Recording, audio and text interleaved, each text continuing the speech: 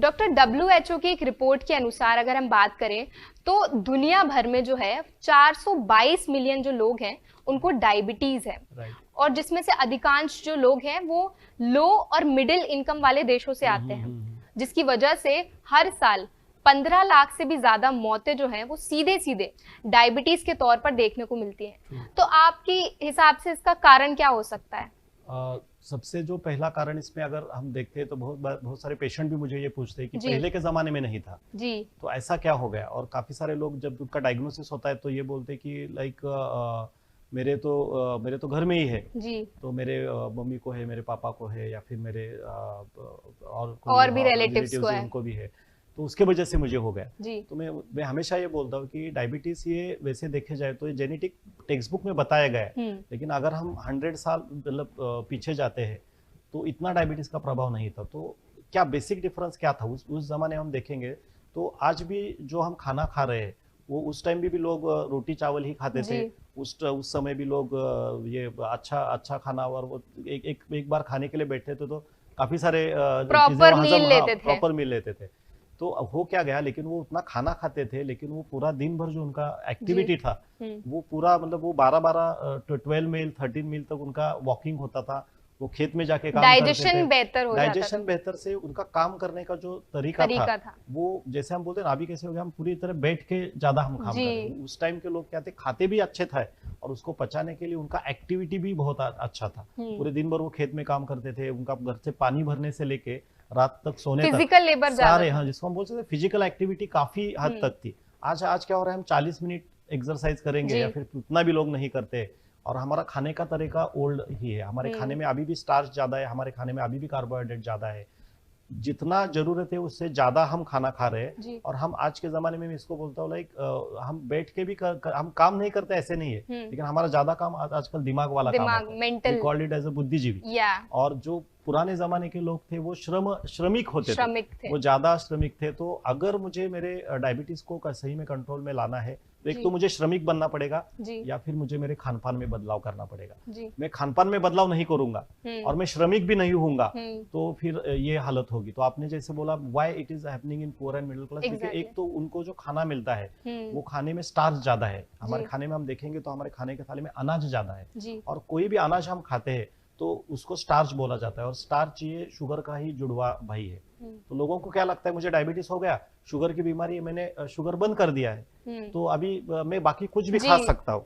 तो ये सबसे बड़ी गलतफहमी है कि शुगर बंद करने से मेरा डायबिटीज अगर ठीक हो जाता तो सारे लोगों का शुगर बंद करने से ठीक होना चाहिए। हमारे खाने में जो अनाज सबसे जो इंडियन ट्रेडिशनल, अगर मैं अपनी इनकम के बारे में बात की व्हाई इट इज हैपनिंग, तो उनको क्या लगता है कि वो बाकी जो सारी चीजें होती है तो वैसे भी ये सारा जो क्राउड होता है वो रोज तो पिज्जा हट में नहीं जाता है, रोज तो मैकडोनल्ड में नहीं जाता है। तो उनके घर में ये समझ में आना चाहिए कि डायबिटीज का जो जन्म है वो बाहर के खाने से नहीं होता है, मेरे घर के खाने में ही कुछ ना कुछ तो मैं गलतियां कर रहा हूँ, या फिर मेरे खाने में कार्बोहाइड्रेट का मात्रा बहुत ज्यादा, जिसका जो प्रमाण जो चाहिए वो ज्यादा क्वांटिटी में है, उसको जब तक मैं चेंज नहीं करूंगा तब तक मेरा शुगर बढ़ता ही रहेगा या फिर मेरा डायबिटीज बढ़ता ही रहेगा। तो श्रमिक नहीं होना और खाना जिस पुराने तरीके से वैसे ही रखना, लैक ऑफ फिजिकल एक्टिविटी, ये मुझे लगता है एक तरीके से कह सकते हैं कि एक्सरसाइज करने से क्या कम हो सकता है। ये एक्सरसाइज मतलब ये एक्सरसाइज करने के लिए एक्सरसाइज नहीं होना चाहिए, वो अपने आप होना चाहिए जी। अच्छा, जिस दिन आपको एक्सरसाइज करने की जरूरत लगती है उस टाइम आपको समझना है कि मेरे बॉडी में कुछ तो प्रॉब्लम है। और 99% लोग जब उनका वेट बढ़ता है, जब उनका डायबिटीज डिटेक्ट होता है, जब उनका ब्लड प्रेशर बढ़ता है या फिर कभी हार्ट अटैक जैसा हो जाता है, उसके बाद फिर वो एक्सरसाइज करना शुरू कर देते हैं। एक्सरसाइज ये बीमारी नहीं होने के लिए, it is for the prevention. और वो एक्सरसाइज कैसे चाहिए, वो एक्सरसाइज में मन से एंजॉय करूं ऐसा एक्सरसाइज चाहिए। कोई मतलब दबाव में आके या फिर आप चलो डॉक्टर ने बताया मुंह टेढ़ा करके मैं एक्सरसाइज कर रहा हूँ, उसका फायदा नहीं होता है। ये एक सबसे बड़ा कारण है। और दूसरा जो इम्पोर्टेंट कारण है मतलब जो लाइफस्टाइल के बने, स्ट्रेस के बारे में कोई नहीं बोल रहा है। जो निगेटिव इमोशंस मेरे बॉडी में आते हैं, जो सप्रेस्ड इमोशंस है, आज बहुत सारा मेरे ओवरऑल अगर मैं लाइफ में देखता हूँ तो काफी सारा स्ट्रेस आज के लोगों को, और ऐसा स्ट्रेस है जिसको मतलब मैं टाल नहीं सकता हूँ। मुझे वर्क रिलेटेड स्ट्रेस है, घर में प्रॉब्लम होता है, आज ट्रैवल करना है तो वहाँ का ये होता है, खान पान का समय अच्छी तरह से नहीं है। मैं मेरे सेहत का ध्यान रखना चाहता हूँ ऐसे नहीं, लेकिन बाहर जो एनवायरमेंटल फैक्टर्स है जो मेरे कंट्रोल में नहीं है तो उसको मैं टाल नहीं सकता हूँ। पुराने ज़माने में कैसे था कि वो पूरा कंट्रोल हमारे इसमें था, पूरा फैमिली का सिस्टम वैसे था, कोई ना कोई तो सपोर्ट करने वाले आजू बाजू लोग थे। आज सिटी में 2 या 3 ही लोग रहते हैं, तो पूरा जो स्ट्रेस होता है वो दोनों को भी हैंडल करना पड़ता है, वो वाइफ को भी, रहेगा और हस्बैंड को भी। और वो ऐसा स्ट्रेस होता है जिसको हम टाल नहीं सकते, तो इसको हम निगेटिव स्ट्रेस बोलते हैं। तो ये निगेटिव स्ट्रेस को कैसे हैंडल करना है, इसको बहुत बारे लोगों को पता नहीं होता, और ये करंट मेडिकल ट्रीटमेंट में इसको कुछ इसके बारे में कुछ बताया नहीं जाता। तो ये भी इम्पोर्टेंट रीजन है।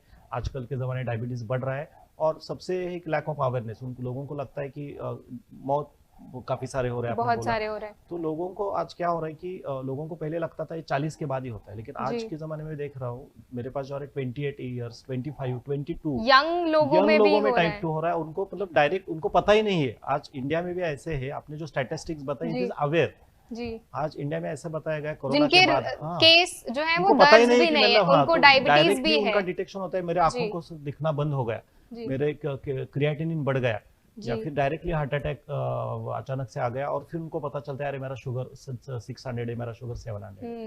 तो अनडायग्नोज जो होता है उसके वजह से डेथ्स कॉमनली है।